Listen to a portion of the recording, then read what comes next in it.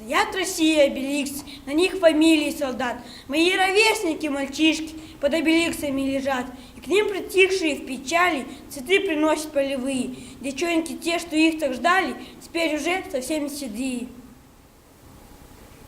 Широким журавлиным клином последний выбит летний день. Погреться у костров рябины сошлись избушки деревень. Тоска, дожди, туман и слякоть, глубокой осени пора.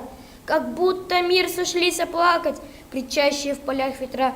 Над красноватым эшелоном дымки, прощальные платки мелькают в глубине вагонов, шинели, серые штыки.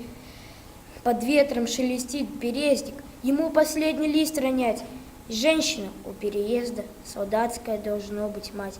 На поезд смотрит без движения, подняв ко рту конец платка, в глазах ее благословение и древняя, как мир, тоска. Ой, вы дороги верстовые и деревеньки по холмам, не ты ли это, мать Россия, летишь во след своим сынам?